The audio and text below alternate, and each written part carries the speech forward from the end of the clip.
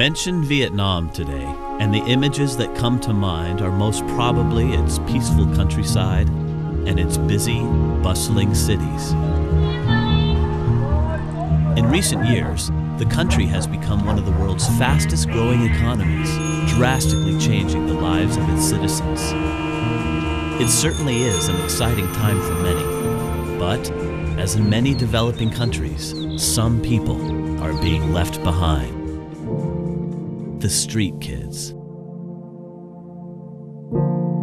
They come from all over, but mainly the countryside. They are alone, with no parental guidance, struggling to survive. Meet Ty. Ty is 16 years old. He's from the nearby countryside, but has spent the last 6 years living here, Hanoi's old quarter, shining shoes in order to support his poor farming family.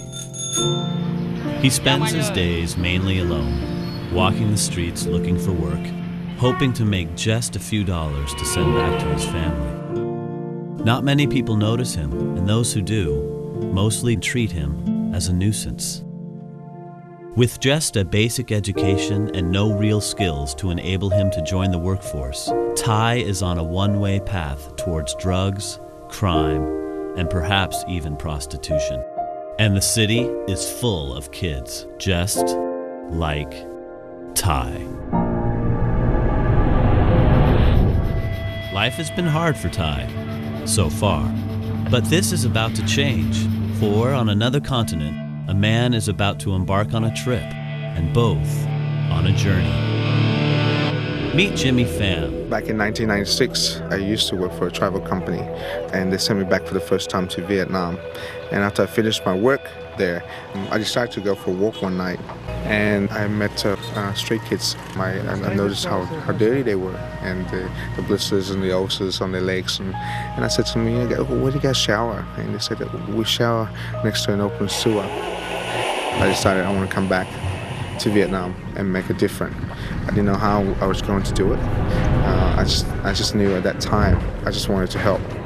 And so our story begins, now, in 1996. It will span more than 10 years, but as you'll see, we're just at the beginning.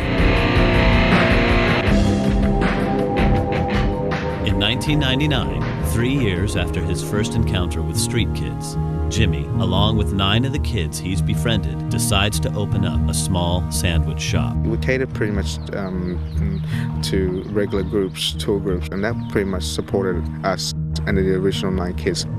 Jimmy has taken the first small steps, but he knows that more work is needed. He decides to register Koto as a professional charitable training program. He enlists the help of Tracy Lister, the first trainer chef, and borrows money from his mother to start up the Koto restaurant. Work begins on renovating a dilapidated building nearby Hanoi's famous Temple of Literature. And in 2000, after months of restoration and a lot of hard work, the restaurant opens with a first batch of 20 kids to train. The Koto restaurant is an immediate hit with everyone, from tourists to expats, businessmen, dignitaries, ambassadors, and even presidents. But it's especially popular with the kids. Koto is the chance many of them have been waiting for. Meanwhile, Ty is still struggling on the streets. Although some days may bring him adequate income, it remains a game of chance, and on some days, things can go from bad to worse. Koto stands for Know One, Teach One. It's become apparent that in order to fulfill this philosophy, Koto needs to be able to empower the kids. In 2001, 1 year after the birth of the restaurant, Koto receives its first international funding, and the first volunteer agency begins its involvement by placing its first specialist to set up the Koto administration.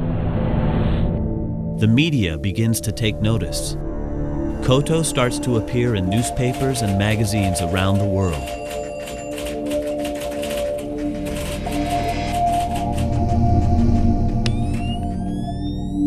The first internal fundraising event, the 80-kilometer Koto bike ride, is a resounding success and quickly becomes a major annual event on the Hanoi social calendar.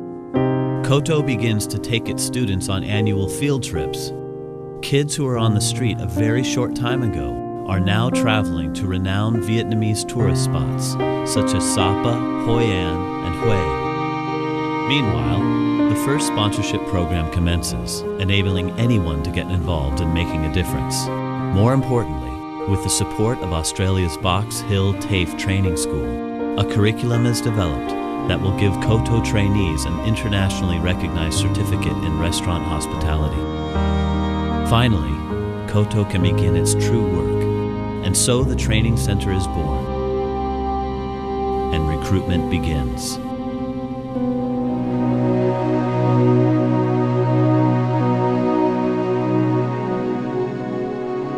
The next year, 2002, is yet another big year in the Koto timeline. The very first graduation takes place.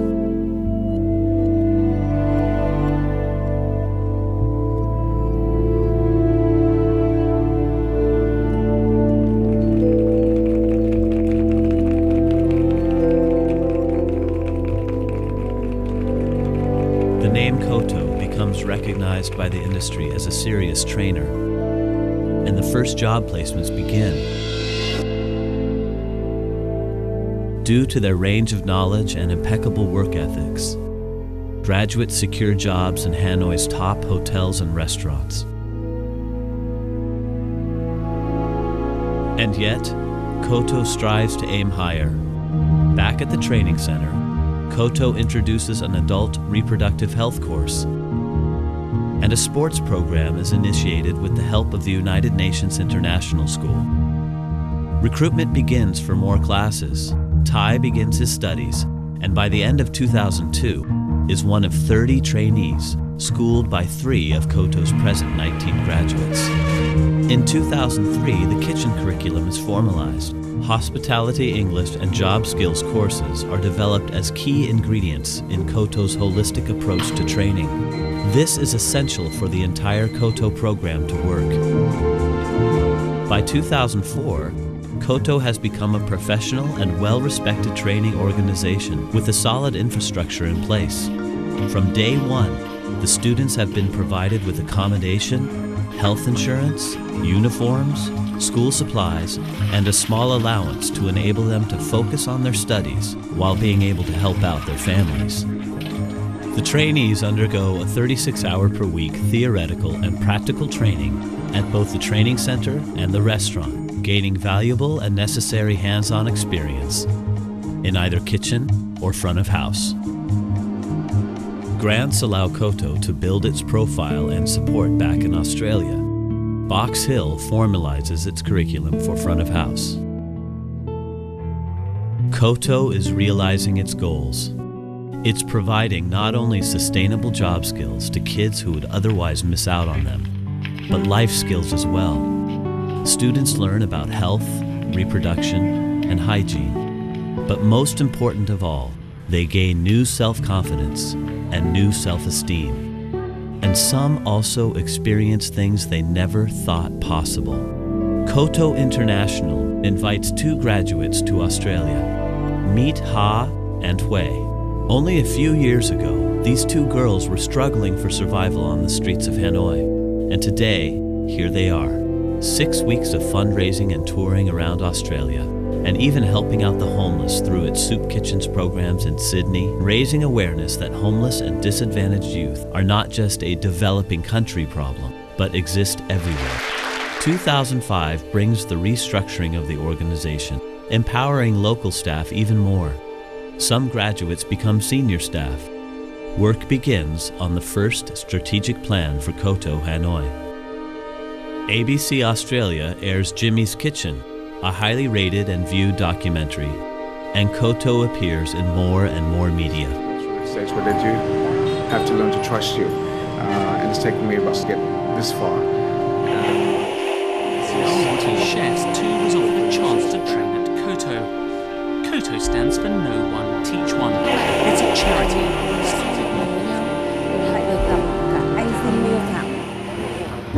Vietnamese nationals are put in key positions throughout the restaurant, helping to train what has grown to 70 trainees. In 2006, Koto formalizes the life skills curriculum. Koto now counts 37 local staff, including 10 Koto graduates. Each year, the Koto graduation is one of the premier events of Hanoi, as dignitaries, sponsors, and future employers congregate to celebrate the kids' achievements. Their families come too, often from the countryside, to celebrate their child's success. And for the graduates, it is a night they will never forget.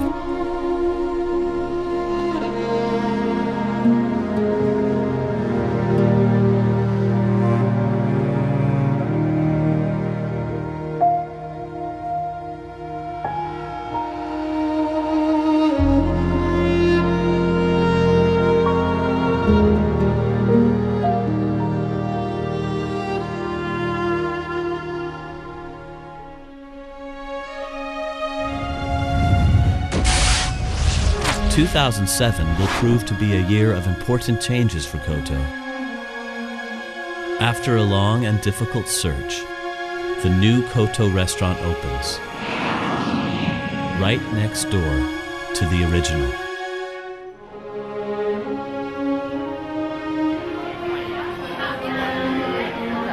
Ladies and gentlemen, it's an enormous honor to officially declare Koto on Van Muir officially open.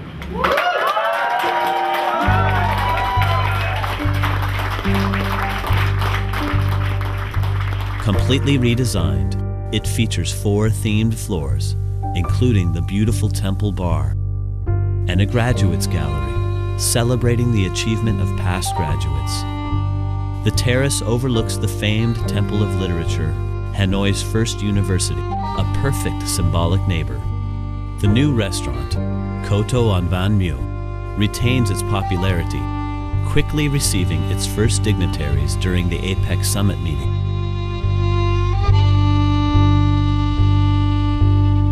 Proper governance guidelines are put in place, and Jimmy receives the coveted James Strong Leadership Award for his work with street kids.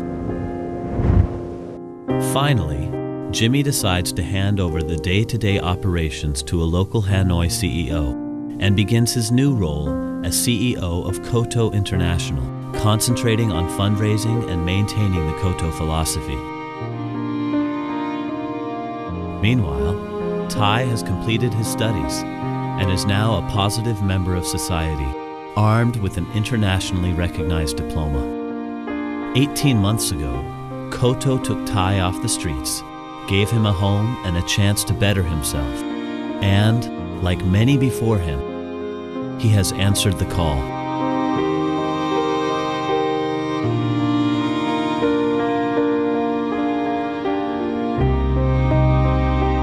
Koto's vision for the future, like its students, is to continue to develop and grow.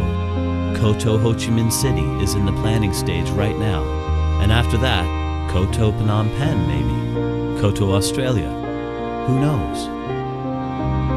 Koto hopes to achieve financial sustainability and self-sufficiency by 2010, and to do so while maintaining the heart and the passion that is the core of its entire existence.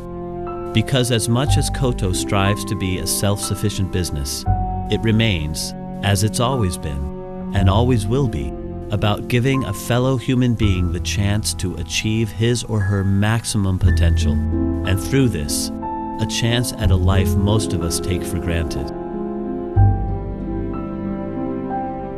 Through the many trainees, past and present, Koto has proven that it's a program that affects positive and permanent changes immediately.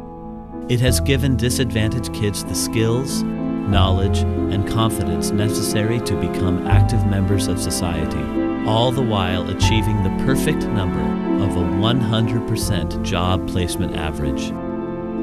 Koto is, before everything else, about one thing. If you know one, then you should teach one.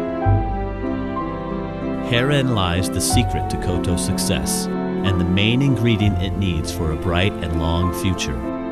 The cycle of people helping each other out and knowledge being handed down.